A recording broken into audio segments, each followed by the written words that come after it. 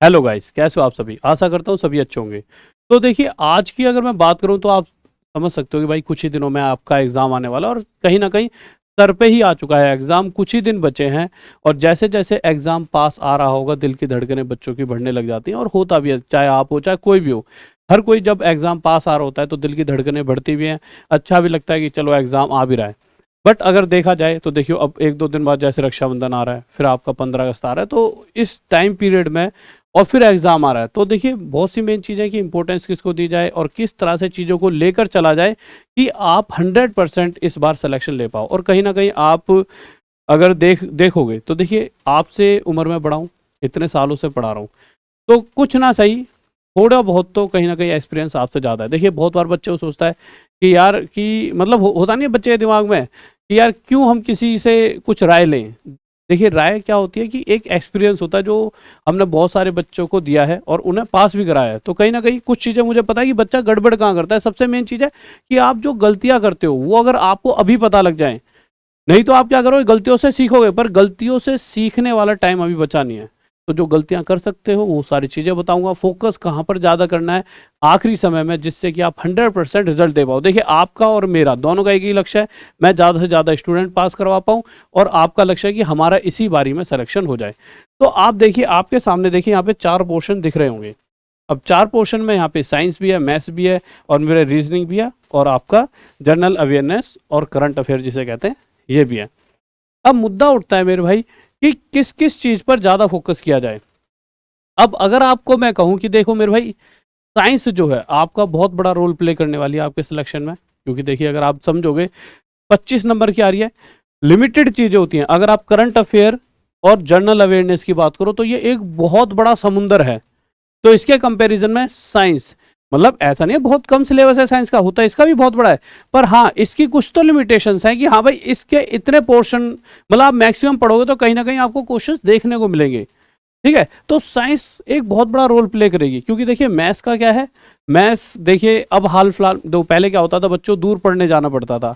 अब क्या हो गया, घर घर तक मैथ पहुंच गई है। अच्छे अच्छे टीचर सारे यूट्यूब पर हैं, चाहे मैं हूँ चाहे और भी हैं, बहुत से टीचर सब पढ़ा रहे होते हैं और लगातार पढ़ा रहे हैं कंटिन्यूटी में, तो बच्चों की मैथ्स अच्छी हो गई है। और जिस वजह से बच्चे की पकड़ भी अच्छी हो गई है भाई मैथ में। आप में से कुछ बच्चे तो सोचें सर मेरी अच्छी नहीं, बट वो कुछ बच्चों की बात है, मैक्सिमम की अच्छी हो चुकी है। रीजनिंग तो सभी की अच्छी होती है, साथ में अब ये करंट अफेयर जिसे हम जर्नल जर्नल अवेयरनेस और करंट अफेयर, ये वाला मुद्दा भी ना आपको बहुत ऊपर नीचे लेकर जाएगा। अब मुद्दा क्या है, देखिए कि आपसे अगर मैं कहूं कि मेरे भाई ये ना हार और जीत में बहुत बड़ा रोल प्ले करेगा, तो इसको अच्छे से पढ़िए। अब इसको अच्छे से पढ़ें, कैसे पढ़ें, क्योंकि अगर सबसे पहली बात, अगर कहीं से भी आप पूछ लो कि सर क्या पढ़ूं, बेटे लास्ट टाइम बचा प्रीवियस ईयर पेपर पढ़ ले, यही बात होती है। मैं भी यही कहता हूं सबसे, हर टीचर यही कहेगा, और सच भी है कि प्रीवियस ईयर पेपर पढ़ो। परंतु मुद्दा क्या है, मैंने अभी आपसे कहा कि आप प्रीवियस ईयर पेपर पढ़ लो, ठीक है। आपने क्या करा, 2018 के ग्रुप डी के पेपर उठा लिए, आपने 2018 के ग्रुप डी के उठा लिए, आपको लगा यार थोड़ा सा और हाल फिलहाल वाले पेपर पढ़ना चाहो तो आप प्रीवियस ईयर पेपर पढ़ लोगे 2021 के, किसके, एनटीपीसी वाले, जो हाल फिलहाल में एनटीपीसी हुआ, क्योंकि रेलवे ने लिया वो, क्योंकि मेन फोकस तो वो है ना जो जो रेलवे ने कराया है, और रेलवे जिस तरह के एग्जाम कराती है वैसे ही आगे कराती रहेगी। पर मुद्दा क्या है कि 2018 में जो करंट अफेयर आई थी वो आज तो नहीं आने वाली, 2021 में जो करंट अफेयर आई थी शायद वो भी आज नहीं आने वाली। अब ऐसे कैसे पता लगाएं कि करंट अफेयर कौन सी पढ़े।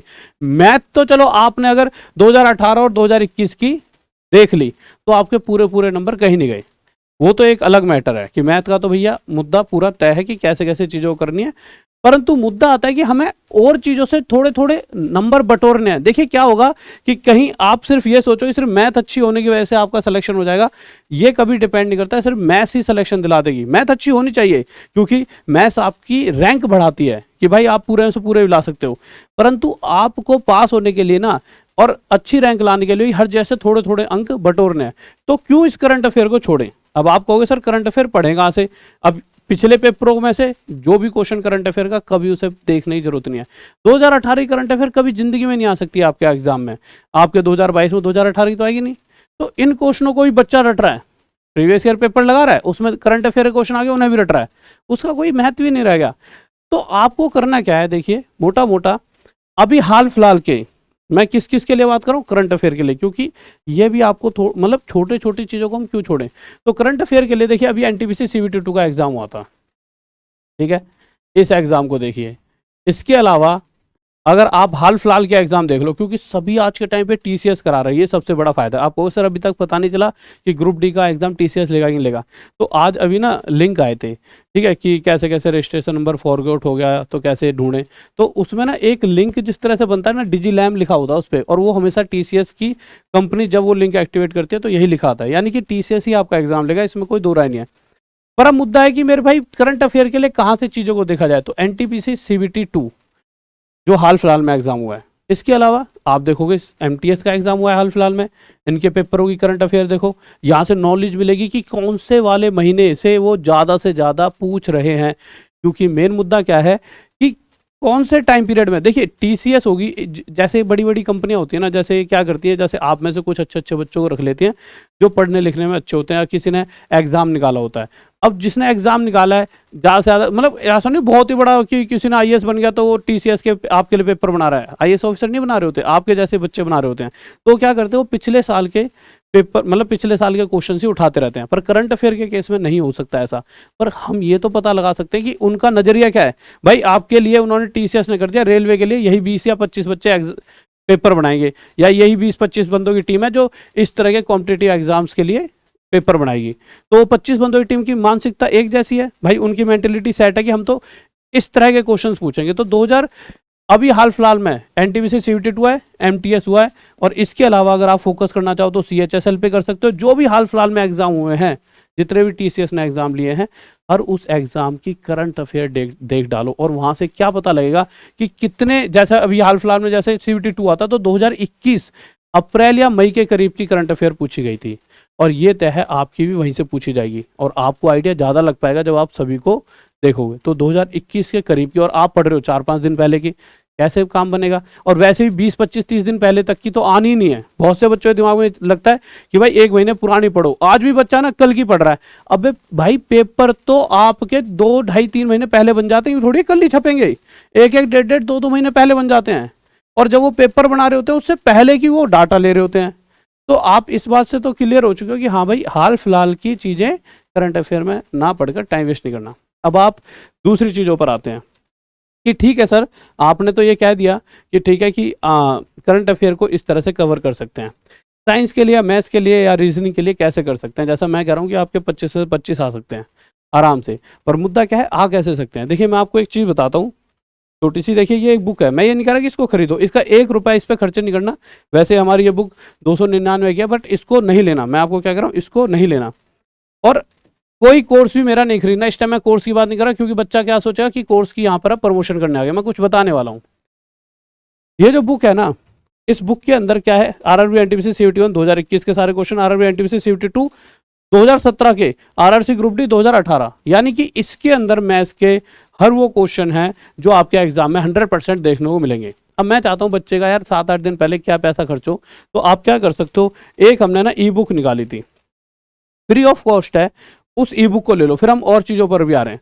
यहाँ पर एक बाई बुक का ऑप्शन होगा, ठीक है, यहाँ पे एक बाई बुक का ऑप्शन होगा, और उस बाई बुक को, 1 मिनट फ़ोन आ रहा है, इसको काट दीजिए, ठीक है। एक यहाँ पे बाई बुक का ऑप्शन होगा। इस बाई बुक के ऑप्शन पे जैसे आप ऐप खोलोगे, हमारी टॉप तक ऐप है, हमारी टॉप ऐप का नाम टॉप तक है, तो जैसे यहाँ पे नीचे ना सबसे बाई बुक का ऑप्शन होगा, क्लिक करना, और वहाँ पे एक फ्री बुक होगी आपके लिए। उस बुक के अंदर इतने बेहतरीन क्वेश्चन है जो भी आपके एग्जाम में TCS ने आज तक, चाहे रेलवे, NTPC CVT 2021 वाला, 2018 वाला, 2017 वाला, सारे क्वेश्चन यहाँ मिल जाएंगे, और उसके बाहर से एक भी नहीं आना। इसका जो बुक है ना, उसका एक सॉल्यूशन भी है, पर मैं ये नहीं कहता उसे आप खरीदिए, परंतु आप उसे जब पढ़ोगे, अगर आपसे हर एक क्वेश्चन हो रहा है तो बहुत अच्छी बात है। पर अगर आपसे गलती से भी आप किसी जगह फंस जाते हो, तो इसका वीडियो सॉल्यूशन भी है, जो कि 1000 रुपये के करीब था। पर अभी हमने सिर्फ एग्जाम थोड़े ही दिन में, और 1-2 महीने बाद भी, अगर किसी का 1 महीने बाद भी होगा, जैसे सेकंड फेज वालों का हो या थर्ड फेज वालों, थोड़ा टाइम लगा के आएगा ना एग्जाम, तो उस केस में आपको सिर्फ और सिर्फ, मतलब मैंने सिर्फ इसका प्राइस इसलिए कम कर दिया है कि मैं नहीं चाहता लास्ट टाइम पर किसी भी कारण से बच्चों को कमी महसूस हो कि मुझ पर शायद सर की ये वाली वीडियोस होती।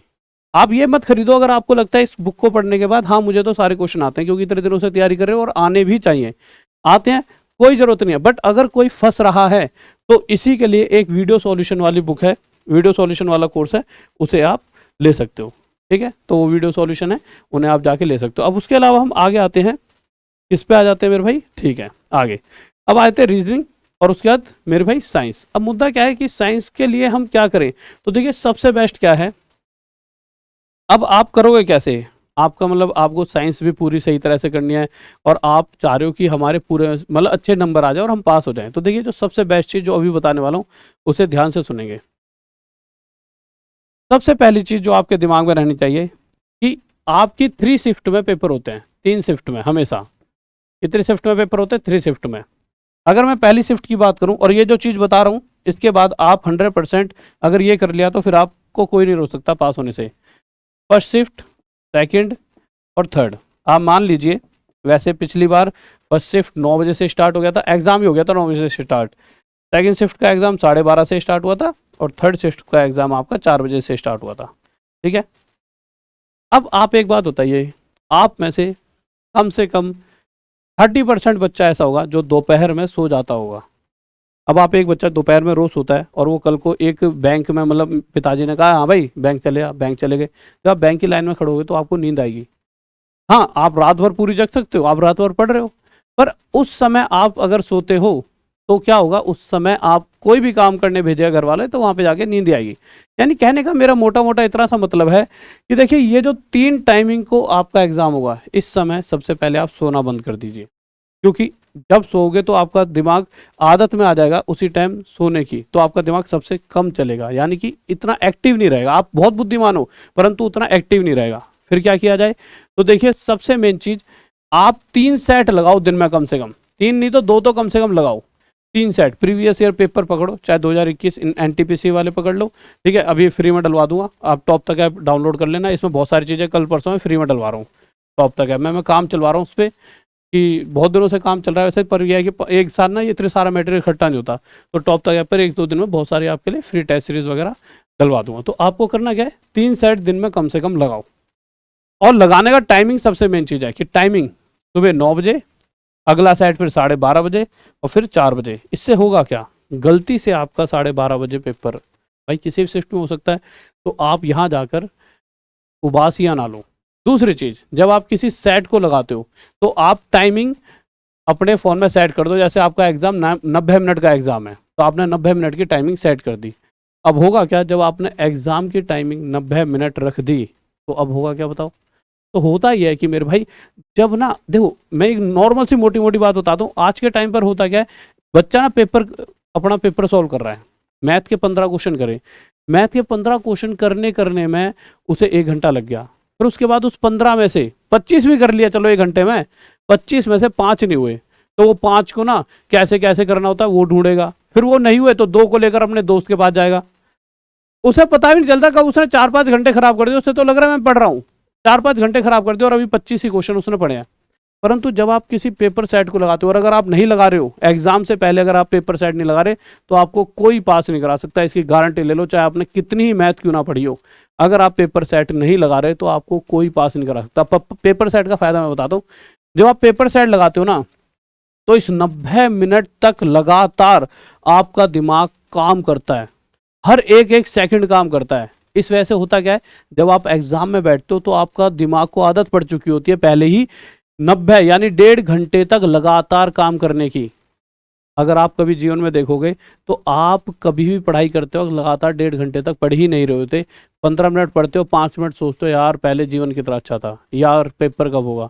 लगातार 1.5 घंटे एक ही चीज़ पर कंसंट्रेट करके और उसी के बारे में मतलब उसी चीज़ को करते रहो, आपका दिमाग फटने हो जाए। जब पहली बार आप सेट लगाओगे ना लगातार टाइम लगा के 90 मिनट तक, आपके दिमाग में यहाँ से वाइब्रेशन निकलेंगे, अगला पेपर लगाओगे फिर अगला, ऐसे करते करते जब डेली कम से कम मेरे भाई अगर 3-3-3 के हिसाब से डेली लगाते रहो, जिसका पहले भाई 17 को है उसके टाइम 5-6-7 दिन का टाइम है, उसके बाद 18 को भी हो, 19 को भी पेपर तो आगे भी होंगे, तो कहीं ना कहीं आप बहुत सारे सेट लगा चुके होंगे। और 17 के बाद जैसे ही चीज़ आएंगी तो आपको और क्लियर हो जाएंगी किस तरह का पेपर आ रहा है। तो प्लीज़ सेट डेली लगाओ 90 मिनट तक लगातार डेली। और ऐसा नहीं है साइंस को कहीं अलग से पढ़ो, प्रीवियस ईयर पेपर आपके लिए बहुत होंगे। अभी कुछ भी नया अपने जीवन में मत आने दो, जितना पढ़ रखा है सेम टू सेम उसी को बार बार पढ़ो। ये जो बच्चे होते हैं कुछ नया वो अक्सर फेल हो जाते हैं। आप जितना पढ़ चुके हो उस पर कमांड बनाओ, आप किसी भी टीचर से पूछो, यानी मैं किसी से भी, वो यही कहेगा बच्चे जितना पढ़ लिया उस पर कमांड बनाओ, किसी एक बुक को पढ़ते हो उसी को बार बार पढ़ो। तो इन पेपरों को बार बार लगाओ और मेरे भाई टाइमिंग के साथ लगाओ, और उसके बाद जब वो पेपर कंप्लीट हो जाता है तो उसमें ये भी चेक करना है कि मैंने गलती कहाँ कहाँ करी है। उसमें चेक करो कि आपके नंबर कितने बने, और उस नंबर बनने के बाद जो जो क्वेश्चन, जैसे रीजनिंग के आपके 5 क्वेश्चन गलत हो गए तो चेक करो कि कहाँ कहाँ गलती है। शुरुआत में पता है क्या था, जब मैं अपने बच्चों को पढ़ाता था, 2014 की बात है, तो बच्चों से कहता था बच्चों अपना पेपर सेट लगाओ रीजनिंग के। एक एग्जाम्पल देता हूँ, तो उस टाइम 25 क्वेश्चन आते थे एसएससी में, ठीक है। तो 25 क्वेश्चनों को ना वो बच्चे कम से कम कर तो लेते थे टाइम पे, 30-30 40-40 मिनट लगाते थे शुरू में, 40 मिनट में 25 क्वेश्चन, और उसमें से मेरे भाई मतलब 17-18 क्वेश्चन करते थे, और मतलब 12-13-14 सही करते थे। शुरुआत जब तैयारी करता था बच्चा, ये नहीं बोल रहा जब तैयारी हो चुकी है। फिर मैंने कहा डेली सेट लगाओ। अब सेट लगाने से क्या फायदा होता है, आपके ना दिमाग को पहले पता होता है कि यार दो, रीजनिंग में सबसे बड़ी दिक्कत क्या होती है, बड़े बड़े क्वेश्चंस होते हैं, बट उनको पढ़ना थोड़ी होता है, आपको पहले पता होना चाहिए ये वाला क्वेश्चन इस तरह का होता है। तो डेली सेट, डेली सेट, तो जितनी बार सेट लगाओगे ना रीजनिंग का, तो सबसे बड़ा फायदा होता है। अगर आपके 30 क्वेश्चन है ना रीजनिंग के, तो आप मानिए डेली अगर आप अलग से रीजनिंग के सेट भी लगाते हो ना, तो मैं बता रहा हूँ आपको 30 में से आप 28-28 नंबर लाने लग जाओगे, और इस 30 क्वेश्चनों को करने में आप मैक्सिमम 15 मिनट लोगे।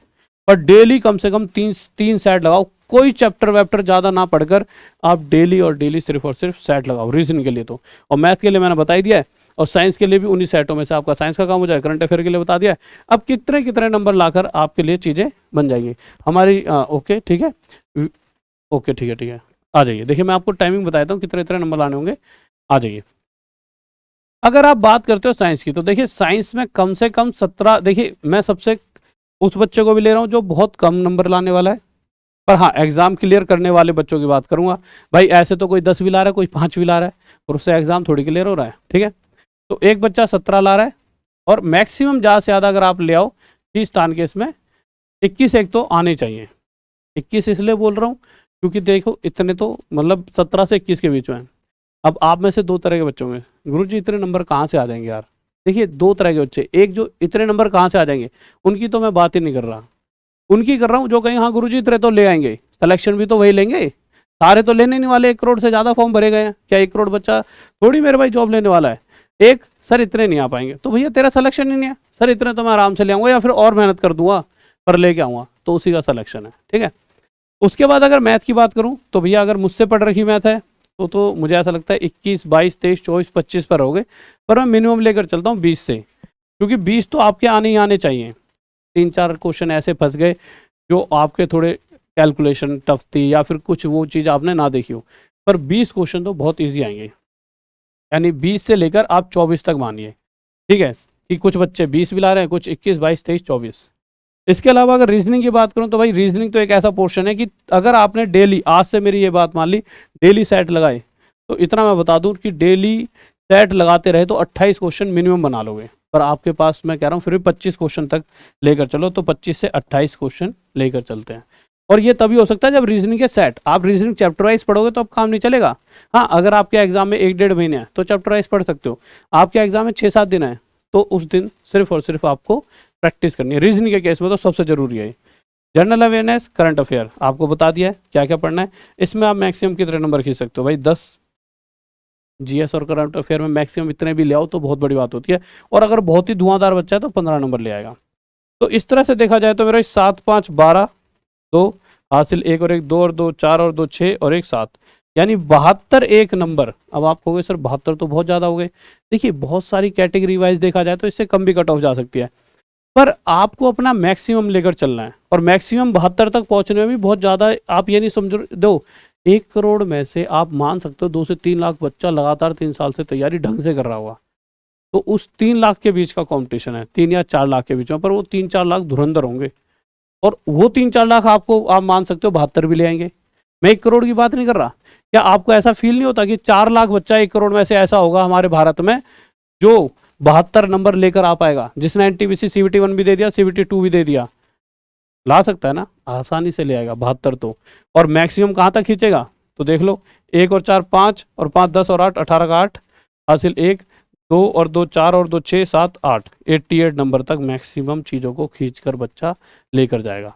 यही हमारा मतलब कि यहाँ से यहाँ तक चीज़ें वेरी कर रही होंगी। तो बच्चों आप इस तरह से अपनी चीज़ों को तैयार कीजिए और आपको ऑल द बेस्ट है।